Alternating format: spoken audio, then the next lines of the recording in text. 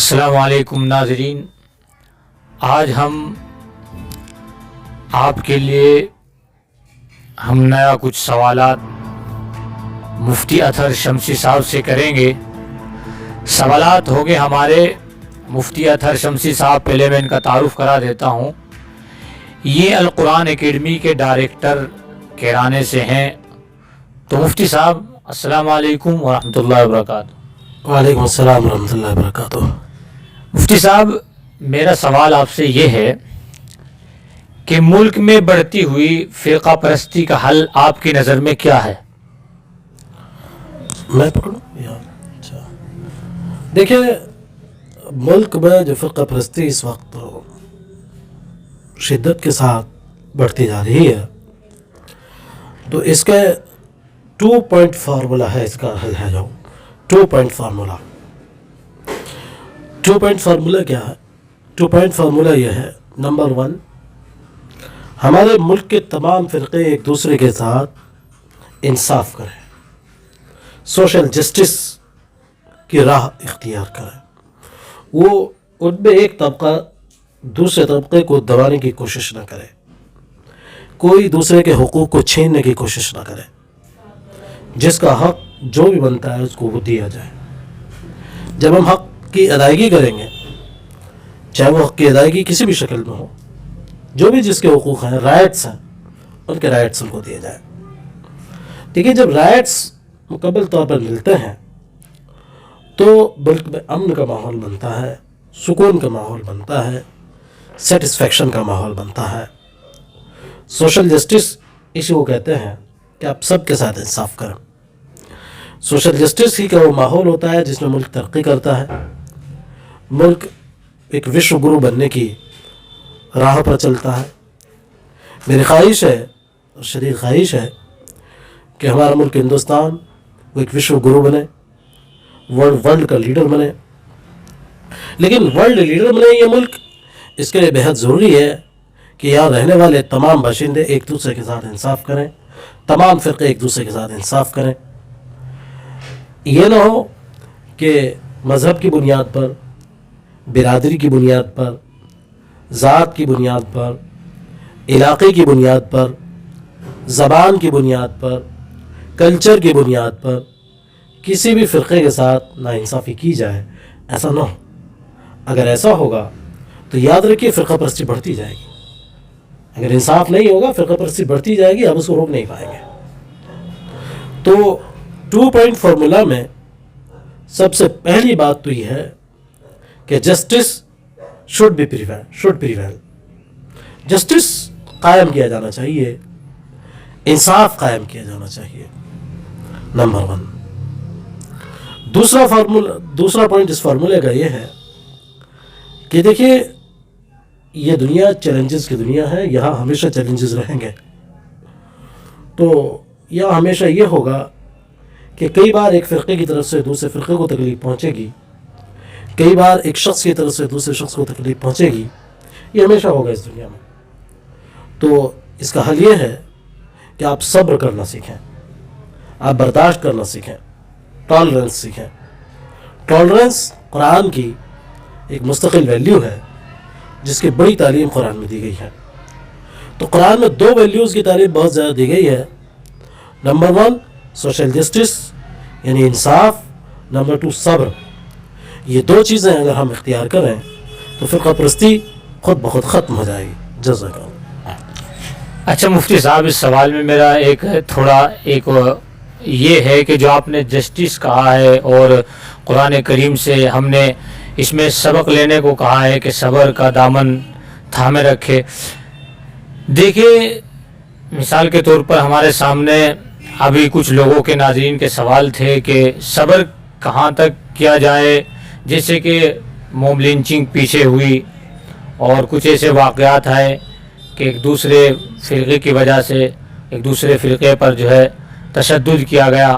اب اسی طریقے سے آپ دیکھیں گے بہار میں جو گلناز نامی ایک خاتون ہے، اس پر ذرا سی کچھ بات ہوئی، اس پر جو ہے تیل چھڑک کر آگ لگا دی گئی۔ تو مثال کے طور پر یہاں صبر کتنا جو ہے اختیار کیا جائے، یہاں اس سے آپ سے سوال ہے۔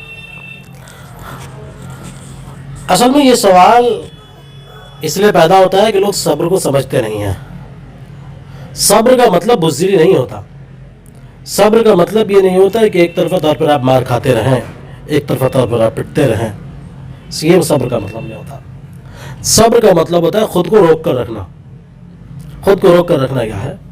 صبر یعنی خود کو روک کر رکھنا کیا ہے؟ خود کو روک کر رکھنے کا مطلب یہ ہے کہ آپ اپنے جذبات کو قابو میں رکھیں, اپنی عقل سے کام لیں. جذبات میں اگر فیصلے نہ کریں, عقل سے فیصلے کریں. آپ رسپونڈ کرنا سیکھیں چیزوں کو, ریئیکٹ کرنا چھوڑیں. ریئیکٹ مت کریں, رسپونڈ کریں. پلاننگ کے ساتھ مسائل کا حل ڈھونڈنے کی کوشش کریں. جو چیلنج آپ کے سامنے درپیش ہوا ہے اس کو پوری طرح سے پلاننگ کے ساتھ اس چیلنج کو فیس کریں. اسی کا نام صبر ہے. صبر نکمے پن کا نام نہیں ہے. صبر نام ہے اس بات کا کہ سامنے کھڑے ہوئے چیلنج کا حل وہ عقل کی روشنی پہ کیا جائے. آدمی اپنی عقل کا پورا استعمال کرے, جذبات سے مغلوب نہ ہو. اسی کا نام صبر ہے. تو صبر یہ کوئی بزدلی نہیں ہے, صبر سب سے بڑی بہادری ہے. تو اگر آپ یہ پوچھتے ہیں کہ صبر کب تک, تو بالکل ایسے ہی سوال ہوگا جیسے کوئی آدمی پوچھنے لگے کہ سانس کب تک. ارے جب تک آپ کو سانس لینا ہے تب تک آپ کو, جب تک آپ کو زندہ رہنا ہے تب تک آپ کو سانس لینا ہی ہوگا. اسی طرح جب تک آپ کو اپنی زندگی تعمیری انداز میں گزارنی ہے, کامیاب انداز میں, خوشگوار انداز میں زندگی گزارنی ہے, تب تک آپ کو صبر کرنا ہی پڑے گا. یعنی آپ کو اپنی زندگی کے لیے پلان کرنا پڑے گا. چاہے آپ کی ذاتی زندگی ہو, چاہے آپ کی قومی زندگی ہو, اجتماعی زندگی ہو, آپ کو پلان کرنا چاہیے. اسی پلاننگ کا نام صبر ہے. صبر کا مطلب میں نکما پن نہیں لیتا. اچھا مفتی صاحب, آپ نے اس پہلے سوال کا جواب دیا ہے. دوسرا سوال میرا یہ ہے کہ موجودہ تعلیم کیا فرقہ پرستی کو روکنے میں معاون اور مددگار ہے؟ دیکھیے, تعلیم کا جو رول ہے وہ صرف ممکنہ طور پر ہے. پوٹینشیل رول ہے تعلیم کا. پوٹینشیل رول ہونے کا مطلب یہ ہے کہ تعلیم کے اندر یہ طاقت ہے کہ وہ آپ کے مسائل کو حل کرنے میں آپ کی مدد کرے. یہ اس کے اندر طاقت ہے. ان مسائل میں فرقہ پرستی بھی ایک مسئلہ ہے. تو بلا شبہ تعلیم کے اندر یہ طاقت ہے کہ وہ فرقہ پرستی کے مسئلے کو حل کرنے میں آپ کی مدد کرے, آپ کا تعاون کرے. لیکن فرقہ پرستی کو ٹیکل کرنے کا یہ صرف ایک ممکنہ رول ہے تعلیم کا. ضروری نہیں ہے کہ وہ حقیقی رول میں بدل جائے. ضروری نہیں ہے کہ حقیقت میں وہ ایسا کر بھی رہی ہو. جیسا کہ ہم آج کل دیکھ رہے ہیں کہ ہر طرف تعلیم کا فرقہ کرن ہو چکا ہے. میں بھگوہ کرن ہی نہیں بول رہا ہوں, فرقہ کرن بول رہا ہوں. آپ دیکھیں, یعنی آپ موجودہ یعنی حکومتی نظام تعلیم جو ہے اس کو آپ دیکھیں, مدارس کا جو نظام تعلیم ہے اس کو آپ دیکھیں, یا ملک میں جو بھی نظام تعلیم رائج ہے اس کو آپ دیکھیں, تو ان میں کوئی نظام تعلیم وہ نہیں ہے جو ہمارے اندر وسعت نظر پیدا کرتا ہو, جو دل کی کشادگی ہمارے اندر پیدا کرتا ہو, جو ہمیں عالی ظرفی کا سبق سکھاتا ہو, جو ہمیں اپنی قوم اور اپنی برادری سے آگے بڑھنے کی سوچ دیتا ہو, جو ہمیں انسانیت کی رہنمائی کے لیے تیار کرتا ہو, جو ہمیں وسط امت کے مقام پر لا کھڑا کرتا ہو, جو ہمیں ملک کو یعنی ملک کو ایک ورلڈ لیڈر بنانے میں ہمارا رول ہمیں دیتا ہو. ایسا کوئی نظام تعلیم ہمارے یہاں نہیں ہے. ہر نظام تعلیم, مجھے بدقسمتی کے ساتھ کہنا پڑتا ہے کہ ہمارے اندر تنگ نظری پیدا کرتا ہے. موجودہ نظام تعلیم ہمارے اندر تنگ نظری پیدا کرتا ہے. ہمیں لارج ہارٹڈ نہیں بناتا, وہ ہمیں لارج ہارٹڈ نہیں بناتا, کشادہ دلی ہمیں نہیں دیتا. ہمیں اپنی برادری, اپنی ذات پات اور اپنی کمیونٹی, اپنے فرقے سے اوپر اٹھ کر سوچنے کی تعلیم نہیں دیتا. ان حالات میں تعلیم کے حق فرقہ پرستی سے لڑے گی. ان ایسے حالات میں تو ہوتا یہ ہے کہ تعلیم خود فرقہ پرستی کو پروموٹ کرنے کا ذریعہ بن جاتی ہے. چنانچہ آپ دیکھیں, آج ہندوستان میں جو لوگ فرقہ پرستی کو پھیلاتے ہیں وہ سب کے سب تعلیم یافتہ ہیں. کوئی ان پڑھ جاہل تو فرقہ پرستی نہیں پھیلاتا, ایسا تو نہیں ہے. ٹی وی ڈیبیٹس میں دیکھیے, وہاں ان پڑھ جاہل گوار تو نہیں بیٹھتے جا کے, وہ سب اعلیٰ تعلیم یافتہ لوگ ہوتے ہیں. پولیٹیکل اسٹیبلشمنٹ کو سنبھالنے والے لوگ, سیاسی پارٹیوں کو سنبھالنے والے لوگ, وہ ان پڑھ جاہل تو نہیں ہوتے. ملک کے وزیر ان پڑھ جاہل نہیں ہوتے, مگر وہ سب ملک کے اندر فرقہ پرستی کو پھیلاتے ہیں. تو اس کا کیا مطلب؟ اس کا مطلب یہ ہے کہ موجودہ تعلیم اپنی موجودہ شکل میں فرقہ پرستی کو روکنے میں ناکام ہے. تاہم تعلیم کو اگر حقیقی تعلیم کے طور پر اویلیبل کرایا جائے، فراہم کرایا جائے، وہ تعلیم کہ جس کا کام انسانیت کے اندر کریٹیوٹی پیدا کرنا ہو، تخلیقیت بیدار کرنا ہو، وسعت ذہن کا بیدار کرنا ہو، کشادہ دلی پیدا کرنا ہو، تو پھر یہ تعلیم بلا شبہ اس کے اندر یہ پوٹینشیل ہے کہ ملک کے اندر سے فرقہ پرستی کو ختمہ کر سکتی ہے. اچھا مفتی صاحب، آپ نے اس سوال کا بھی جواب اچھا دیا ہے. تو اس جو فرقہ پرستی کے بارے میں نے سوال کیا تھا کہ تعلیم میں فرقہ پرستی کو روکنے میں تعلیم کس حد تک جو ہے کامیاب ہے، میرا تیسرا سوال آپ سے یہ ہے مفتی صاحب کہ موجودہ فرقہ پرستانہ ماحول میں مسلمانوں کے لیے درست لائے عمل کیا ہو سکتا ہے؟ بھائی مسلمانوں کے لیے موجودہ فرقہ پرستانہ ماحول میں جو درست لائے عمل ہے وہ صرف دو ہیں، اور وہ یہ ہے کہ نمبر 1 وہ قرآن میں کہا گیا وَأَعِدُّوا لَهُم مَّا اسْتَطَعْتُم مِّن قُوَّةٍ وَرِبَاطِ الْخَيْلِ تُرْهِبُونَ بِعَدُوِّ اللَّهِ وَعَدُوَّكُمْ، یعنی تم اپنی اتنی طاقت بناؤ، اپنے آپ کو کمزور مت چھوڑو، خود طاقتور بنو. طاقتور بننے کا مطلب کیا ہے؟ کیا ہتھیار جمع کریں؟ کہ اپنے اپنے گھروں میں بم اور صاحب گن لا کے رکھیں؟ نہیں نہیں نہیں نہیں. اب طاقت جو ہے وہ گن اور بم میں نہیں ہے، وہ زمانے جا چکے. گن اور بم اب طاقت نہیں لاتے، گن اور بم وہ تباہی لاتے ہیں، تخریب لے کے آتے ہیں. The age of violence has gone, یعنی تشدد کا زمانہ اب جا چکا ہے.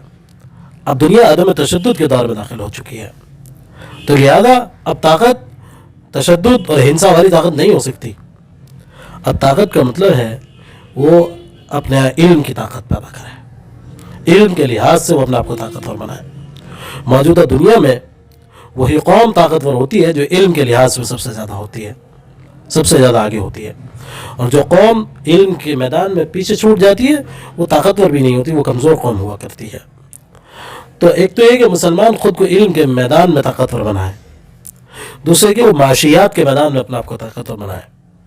وہ نوکریوں سے آگے بڑھ کر، نوکریاں ڈھونڈنے سے آگے بڑھ کر وہ نوکریاں دینے والے بنے. وہ نوکریوں کی تلاش میں ہی کیوں رہتے ہیں؟ وہ بزنس اپنے بزنس امپائر کیوں کھڑے نہیں کرتے؟ انٹرپرینیورشپ کی طرف کیوں نہیں بڑھتے؟ تو ان کو چاہیے وہ انٹرپرینیورشپ کی طرف بڑھیں، ان کو چاہیے بزنس کی طرف آئیں، وہ علم کی طرف آئیں، اور اس طریقے سے اپنے آپ کو طاقتور بنائیں. اچھا مفتی صاحب، آپ سے جو ہے چوتھا سوال یہ ہے کہ فرقہ پرستی کی لہر کے جو حالات ہیں ان سے لڑنے کے لیے علماء کا کیا کردار ہو سکتا ہے؟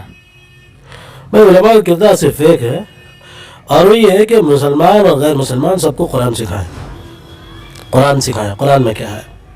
فرقہ قرآن اگر ایک بار پریویل کر جائے، قرآن کو اگر ایک بار لوگ آپ کلیئر کر دیں، سمجھا دیں، تو فرقہ پرستی خود بخود ختم ہو جائے گی. تو علماء کا واحد رول صرف یہی ہے، وہ لوگ قرآن سکھائیں. بدقسمتی سے یہ رول علماء پورا نہیں کر پا رہے ہیں، اس کو ادا نہیں کر پا رہے ہیں. یعنی فہم قرآن نہیں ہے ہمارے یہاں. آپ دیکھیے ہماری آبادی کا 1% حصہ بھی ایسا نہیں ہے جو قرآن کو سمجھتا ہو، 1% حصہ بھی. تو مفتی صاحب، آپ جو یہ سمجھنے کی بات کہہ رہے ہیں قرآن کریم کو، تو کیا اس میں مسلم اکثریت بھی ہو سکتی ہے؟ مسلم اکثریت مطلب جو قرآن کو نہیں سمجھ پا رہی ہے. مسلمانوں کی بات کر رہا ہوں، اس وقت ہندوز کی بات تھوڑی کر رہا ہوں. ہماری 99% آبادی قرآن کو نہیں سمجھتی، 99% آبادی مسلمانوں کی قرآن کو نہیں سمجھتی. میں انہیں کی بات کر رہا ہوں. علماء کا بہترین رول یہ ہے کہ وہ لوگوں کو قرآن سمجھائیں، یعنی مسلمانوں کو بھی اور غیر مسلموں کو بھی قرآن سے تعارف کرائیں قرآن کیا ہے. یعنی میں قرآن کی بات کر رہا ہوں، فقہ، اصول فقہ، روایات اور دوسری چیزوں کی بات نہیں کر رہا ہوں جو مدرسوں میں پڑھائی جاتی ہے، ان کی بات نہیں کر رہا ہوں. میں صرف قرآن کی بات کر رہا ہوں، پیور قرآن، خالصتاً قرآن، یعنی قرآن کی متن کی بات کر رہا ہوں، قرآن کے ٹیکسٹ کی بات کر رہا ہوں. کہ علماء کو چاہیے کہ وہ قرآن کے ٹیکسٹ لوگوں تک پہنچائیں، یعنی ہماری آبادی کو اس قابل بنائے کہ وہ قرآن کو سمجھ سکے. اس کا سب سے بہترین طریقہ یہ ہے کہ ہمارے بچوں اور ہمارے نوجوانوں سب کو صرف عربی سکھا دیا ہے، سب کو عربی سکھا دیا ہے. جب وہ عربی سیکھ جائیں گے وہ قرآن کو سمجھنے لگیں گے اس میں کیا گیا ہے، کہا گیا ہے. جب وہ قرآن سمجھنے لگیں گے ان کو خود آ جائے گا کہ ایک فرقہ پرستی سے لڑنا کیسے ہے. تو the best rule that can be played by ulama is to spread understanding of Quran. یعنی قرآن فہمی کا عام کرنا یہ سب سے بہتر رول ہے جو مسلمان جو علماء ادا کر سکتا ہے. اچھا مفتی صاحب، آپ نے کہا ہے کہ قرآن کریم کو سمجھنا یہ بہت ضروری ہے ہمارے لیے، تو اسی پر ایک ہمارے جو ادھر قصبہ گنگیرو پڑتا ہے وہاں پر ایک حافظ وسیم تھے، ان کے بارے میں خودکشی کی ایک لہر دوڑ رہی ہے. آپ کا اس کے بارے میں کیا کہنا ہے؟ کیا انہوں نے قرآن کریم نہیں سمجھا تھا؟ بھائی میں کسی بھی شخص کے بارے میں یہ تبصرہ نہیں کر سکتا ہوں کہ کسی نے قرآن کو سمجھا یا نہیں سمجھا. میں ان کو جانتا نہیں تھا، میری ان سے ملاقات نہیں، زندگی میں کبھی ملا نہیں. میں کیا بتا سکتا ہوں کسی کے بارے میں کہ وہ سمجھاتا ہے یا نہیں سمجھا. میرا سوال مفتی صاحب یہ ہے کہ جیسے انہوں نے خودکشی کی ہے، ان کی مجبوری کیا تھی؟ وہ آپ کے آگے سامنے آئی بھی ہوگی، یا پھر مجبوری ہوئی بھی تو انہوں نے خودکشی کرنا کس حد تک حافظ کے لیے یا کسی کے لیے بھی کیا ہو سکتا ہے، اور اس میں ہم لوگ کیا ان کے معاون ہو سکتے تھے؟ اس بارے میں سوال. دیکھیے خودکشی کرنا کیسا ہے یہ تو سب کو معلوم ہے، تو اس پہ تو کچھ میرے خیال ہے بولنے کی ضرورت ہی نہیں ہے. تاہم یہاں ایک اور پہلو ہے جس پہ ہمیں سوچنے کی ضرورت ہے، اور یہ کہ ان کی جو موت ہوئی ہے وہ فائنینشیل ڈیفیکلٹیز کے ماحول میں ہوئی ہے. یعنی مالی لحاظ سے وہ بہت زیادہ پریشان تھے اور ان کے اوپر قرض تھا، پچھلے ایک لمبی مدت سے وہ بے روزگار تھے. ان ماحول کے دوران، اس ماحول کے ان فائنینشیل چیلنجز کے دوران ان کی موت ہوئی ہے. تو ان کی یہ موت دراصل ہمارے ماحول کو ایکسپوز کرتی ہے. ہمارے ماحول میں کیا ہے؟ ہمارے ماحول میں یہ ہے کہ ہم لوگ کبھی یعنی اس چیز کا خیال نہیں رکھتے کہ غریبوں کی مدد کی جائے، کسی انسان کے ساتھ بہتر سلوک کیے جائے، بیمار کا خیال رکھا جائے، اس کا ہم کبھی نہیں سوچتے. کسی کمزور کا ساتھ دیا جائے، اس کا ہم کبھی نہیں سوچتے. مفتی صاحب، آپ نے کہا ہے کہ غریب کا خیال رکھا جائے. اس میں لاک ڈاؤن میں آپ ایسا بھی تو سمجھ سکتے ہیں کہ دیکھنے میں غریب ہو رہا ہے. اکثر لوگ شروع سے لے کے اب تک یہ کہتے آ رہے ہیں کہ غریب کی مدد کی جائے، غریب کی مدد کی جائے. لیکن جو درمیانی لوگ ہیں، آپ سمجھ رہے ہیں، درمیانی، یا نہ تو وہ زیادہ غریب ہے نہ وہ زیادہ مالدار ہے، لیکن ان کو دیکھنے والے کون آئیں گے؟ ایسا بھی تو ہو سکتا ہے شرمائی میں کوئی آدمی نہیں بتا پا رہا ہے. تو اس میں آپ کا کیا خیال ہے؟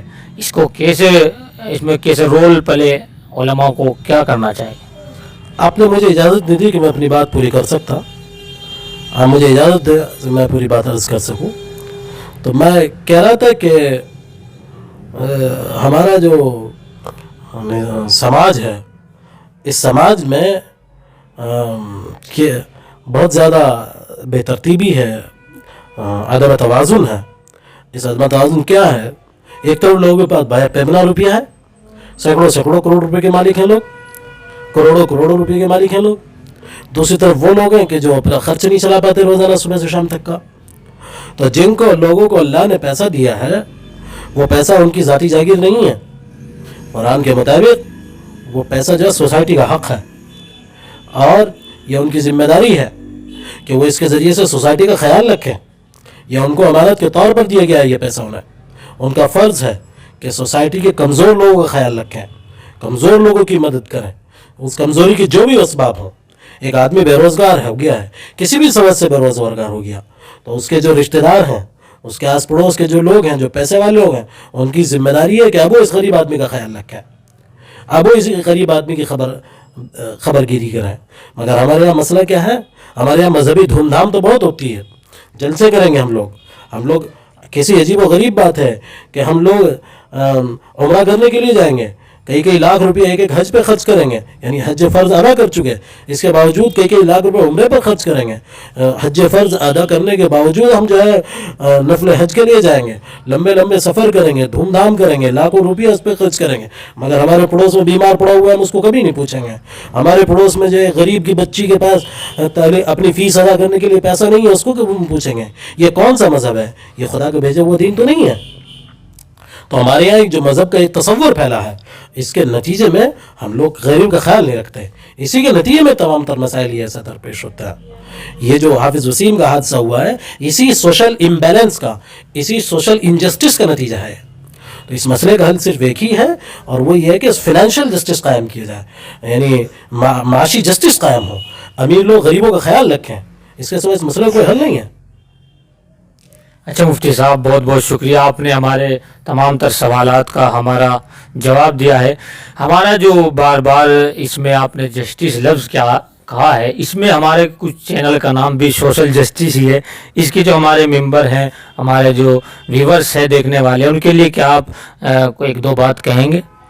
میں ان سے وہی عرض کروں گا, ان اللہ یامر بالعدل والاحسان, کہ اللہ تمہیں حکم دیتا ہے عدل کا, انصاف کرنے کا, اور اس سے آگے بڑھ کے احسان کرنے کا, بھلائی کرنے کا. تو میں یہ کہوں گا کہ وہ سب لوگوں کے ساتھ انصاف کریں, انصاف کرنا سیکھیں. بیوی کے ساتھ انصاف, بچوں کے ساتھ انصاف, بھائی کے ساتھ انصاف, ماں باپ کے ساتھ انصاف, سوسائٹی کے ساتھ انصاف, ہر سماج کے ساتھ انصاف کیجیے. دین کا خلاصہ انصاف ہے. اگر آپ انصاف نہیں کر سکتے تو آپ دیندار نہیں کہلا سکتے ہیں. ہمارے مشکل یہ آ گئی ہے کہ ہم انصاف کبھی کسی کے ساتھ نہیں کرتے ہیں اور اس کے باوجود دینداری کا سرٹیفکیٹ لیے کرتے ہیں. تو یاد رکھیے, دین نام ہی انصاف کرنے کا ہے. خدا کے ساتھ انصاف, بندوں کے ساتھ انصاف, اسی کا نام جو ہے دین ہے. تو یہ بہت اچھی بات ہے. ماشاءاللہ آپ کا جو چینل ہے اس کا نام بھی اتفاق سے سوشل جسٹس ہے. تو میرے خیال ہے کہ آپ کے چینل کو ملک میں سوشل جسٹس کا ماحول پریویل کرنے کا کام کرنا چاہیے. اللہ آپ کی مدد فرمائے. آمین. جزاک اللہ مفتی صاحب. اسی پر ہم مفتی صاحب کا بہت دل سے شکریہ ادا کرتے ہیں کہ مفتی صاحب نے ہمارے جو سوالات تھے ان کا اچھا جواب دیا ہے.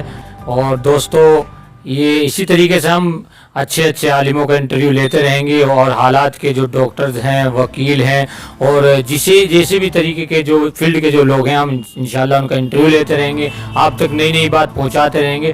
تو یہی تک آج. السلام علیکم ورحمۃ اللہ وبرکاتہ.